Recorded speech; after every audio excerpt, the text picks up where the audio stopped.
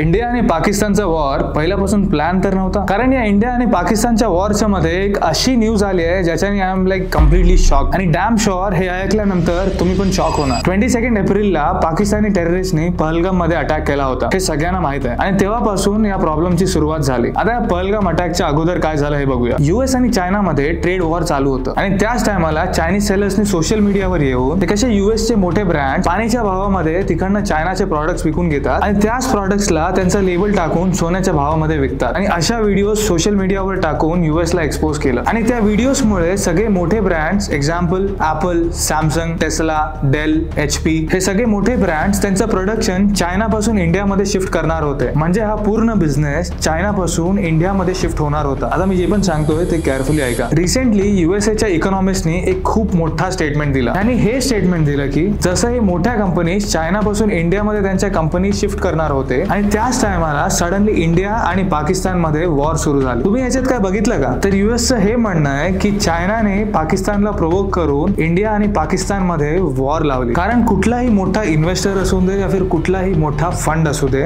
ते तिथे इन्व्हेस्ट नाही करत ज्या कंट्रीज मध्ये ऑलरेडी वॉर सुरू असते. बट लीव इट, मला USA वर पण ट्रस्ट नाही आणि चायनावर पण ट्रस्ट नाही. पण या US इकॉनॉमिस्टच्या वर्ड्स मध्ये काहीतरी लॉजिक आहे. युएसच्या या इकॉनॉमिस्टच्या स्टेटमेंटवर तुमचं ओपिनियन काय हे कॉमेंट मध्ये सांगा.